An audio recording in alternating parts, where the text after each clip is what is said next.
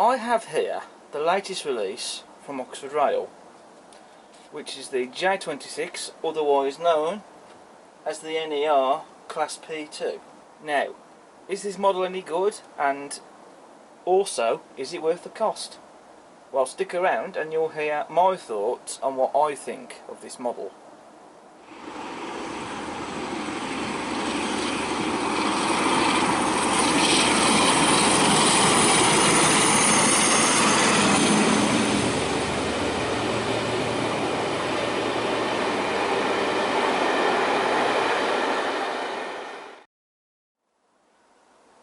So hello everyone, and welcome back to the channel. And you're joining me today for another of one of my reviews, and today I'm here to take a look at the Oxford Rail NER Class P2, otherwise known as the J26. Now I know that there are already other reviews out there on YouTube already that you can go and watch, but I want to do a video giving my thoughts on what I think of this model. Now when this first came out I did miss out on it, but then they came back into stock, and so as soon as that was the case I went and bought one. And this arrived to me a day or so ago now, but I've only really had the chance to look at it until now, to be honest. So let's get it onto the track and let's see what this model is like. So here we have the model on the layout. Now first things first, what is the QC like? Because I will always be as honest as I can, and I do try to be as honest as I can with this, but I have not had any problems with the quality control on this at all. There's no missing detail parts or damaged parts or any parts that are incorrectly fitted, etc. It's fantastic, so nothing bad to say there, so that's a good start. Now the QC is all well and good, sure, okay, that's important, but also, just as importantly, what about the running quality? Well, I'm delighted to tell you that out of the box, she's a runner. And what an absolute stunning runner she is as well. The mechanism on that is silk smooth.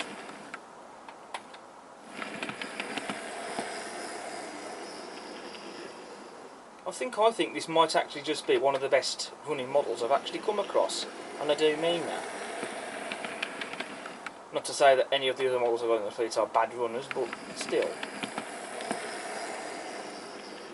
So what about slow speed performance? I will be honest, I don't really tend to use this ultra slow speed on my layout personally.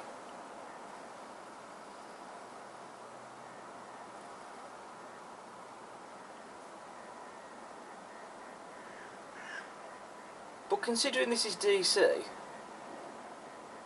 that's not bad. I don't think that's bad at all.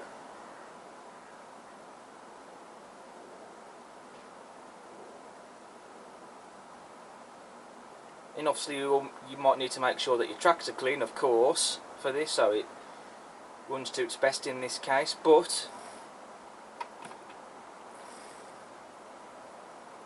I think that is pretty good.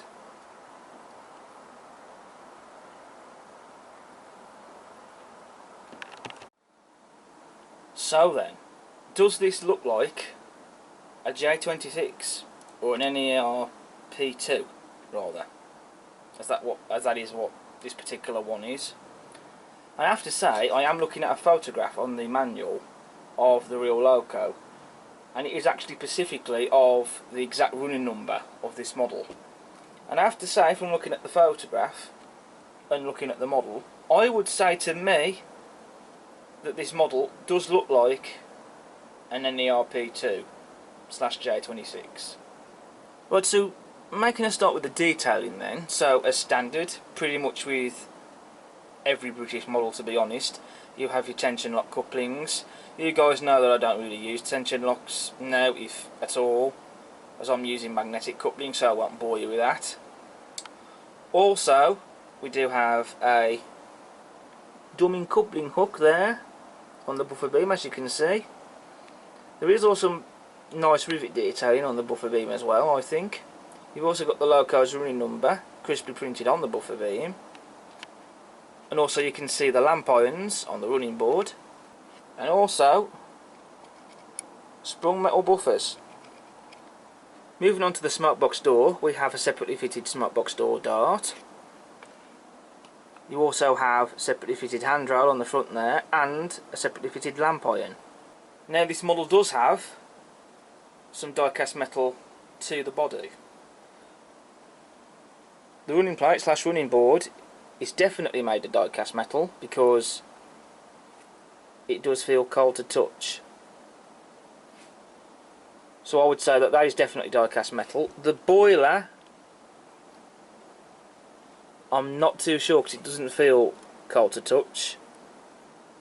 So that possibly could be made out of plastic. Although I could be wrong, but it doesn't feel cold to touch. But regardless though, whatever the situation, there is still some die-cast metal on the body, which is nice to see. Of course you've also got your separately fitted handrail on the model as well. The chimney dome look very nicely modelled, I would say, as well as the safety valve, and that is very nicely painted and quite well done, I think. You have glazing in your cab window portals on the front there, and you also have your whistles. And looking at them, it does look like that they've been made out of turned brass, and that is fantastic. I mean, whistles painted plastic and painted, I mean, sure they do the job, but it is nice to see ones that are made out of turned brass. You also have visible daylight under the boiler, and also when the camera decides it wants to focus, you can see we do have some representation of inside motion detail there. Not much, but there is some, and that is painted. And of course that bit of detail doesn't really work, but it is there and it is nice to look at. I mean, there's not much detail under there, as you can see, so it would have been nice if they added a lot more of the underframe detail of the inside motion there. But regardless though, at least there is some detail there, so I will give that. I think the sandboxes and wheel arches are very nicely modelled as well. And you've also got separately fitted handrails on the running board, and again very nicely modelled footsteps.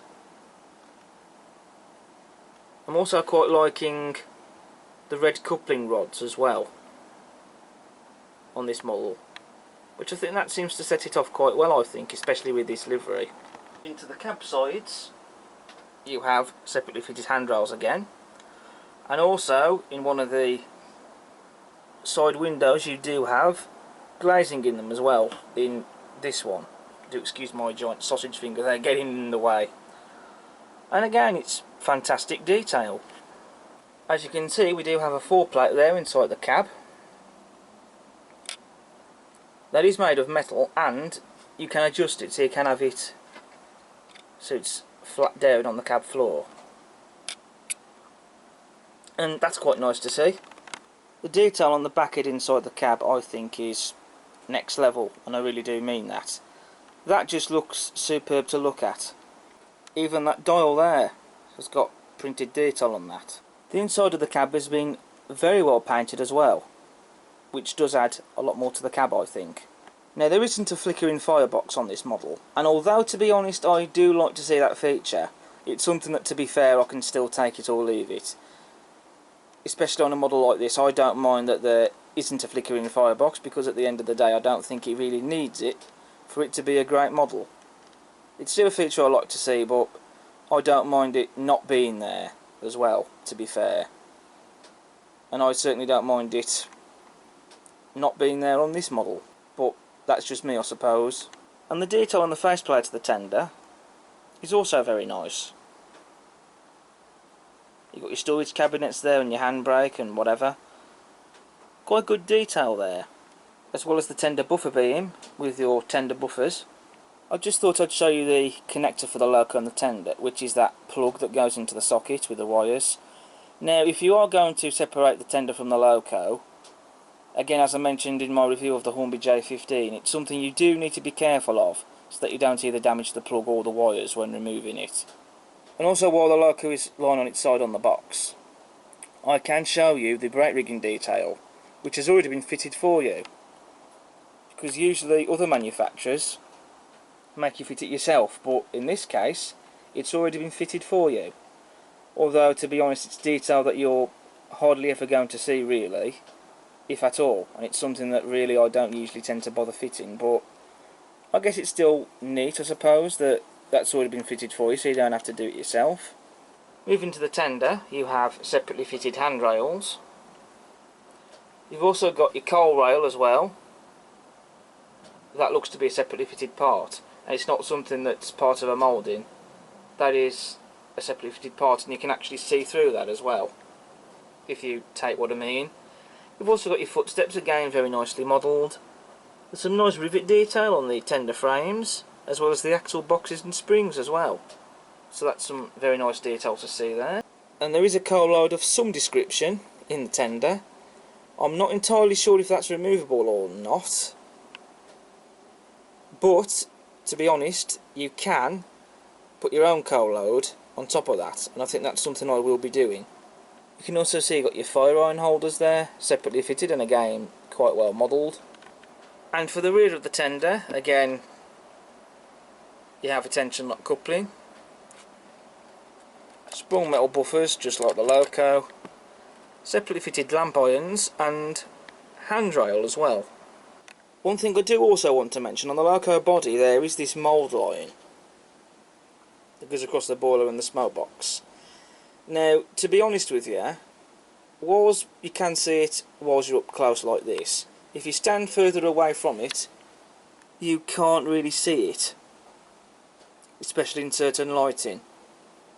So that's something that you can make of what you will, but like I say, from a certain distance you can't really tell that it's there. Almost very nearly forgot to mention the sanding gear and the guard irons, which again are quite well modelled, I think. Moving on to the livery application, which I think, to be honest, is quite stunning. It's a very nice shade of black. It's been very well applied, no imperfections there at all with the livery. And I think the red lining on this model is really what sets it off, in my personal opinion. And the NER line black is the livery that I wanted to go for, because if I was going to go for any livery, it had to be a pre-grouping livery. In other words, this particular livery. And I just think that this is... I know it's not the most attractive livery perhaps in terms of colour, but to be honest with you, I still think it's a very nice livery. And it's also a pre-grouping era as well, so what's not to like about that? So I think that the livery application on this model is superb, and I think that the livery has been very well replicated on the model, I think, in my opinion. You can see there we have the number plate for the loco, and I have to say I think the printing for that has been very well done, and it's been very well applied. Can't fault the printing on that. And then we have the NER lettering on the tender, which the font looks to be correct to that of the prototype, or what was applied to the prototype I should say. And again, the printing on that is fantastic. No other word for it really, I don't think. And then on the other side of the loco, not really a lot to show you apart from the reversing lever here, but I just thought I'd show you the other side of the loco so you can see all of it. And also, just turning my attention back to the other side of the loco, one detail part I almost forgot to mention is this bit of detail here, which is separately fitted. And again, just like all the rest of the detail, it has not only been very nicely and well modelled, but also it's been very well applied. Also, just very quickly want to point out for DCC users, the decoder goes in the tender. And just a very quick look at the accessory pack. You get here a drawbar for the loco and tender. I presume that's a spare, but there's no mention about that in the instruction manual. Then you get your etched metal cab side number plates. Now that is fantastic to see. That's something I do quite like, and I shall be adding those later on. You also have a chain link coupling there and some fire irons. So I have gone and covered just about all of the detail with this model that I can. I think the only detail I haven't covered is with the roof, though there's not really a lot to look at that. But I have covered otherwise pretty much most of the detail. So what I'm going to do now is, I'm sure you guys and gals just want to see this running on the layout. So that's what I'm going to do. So I'm going to do a running session with this model. I'm going to get it hauling a goods train of some description, and then I'm going to give my conclusion and what I personally think of this model. So, we'll see you in a bit.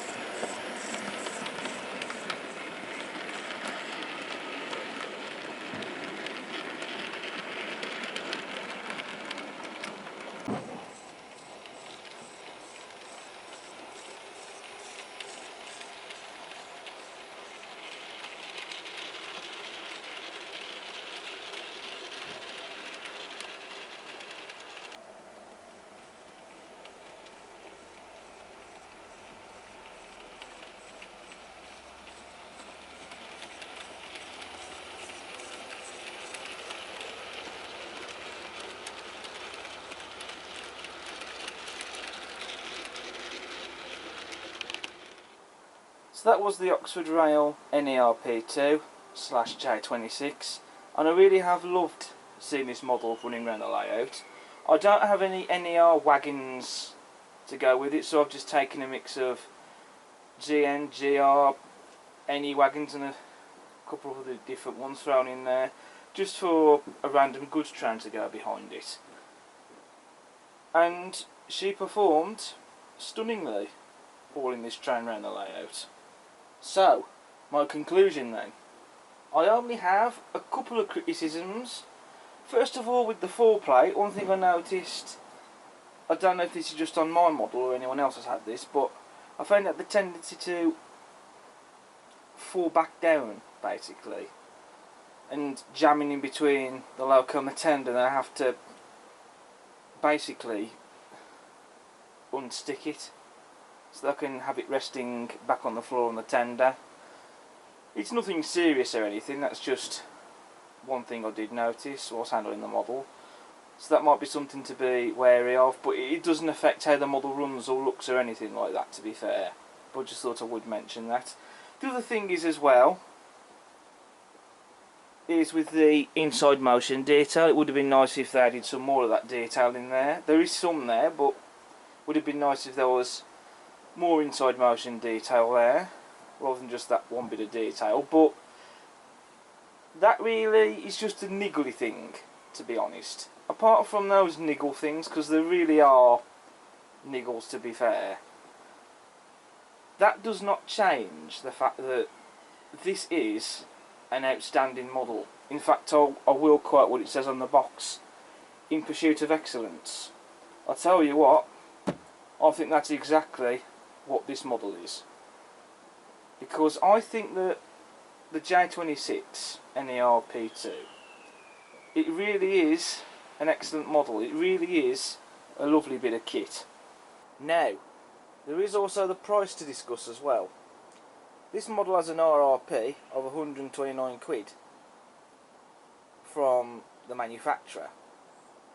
However, do bear in mind that you can get it for less than that from the retailers. I paid 110 quid for this model from Rouse of Sheffield, and I think probably the majority, if not all the retailers, are selling it for that price as well. Now, at the start of the video I asked, is this model worth the cost? Well, to answer that question, how can it not be worth the price?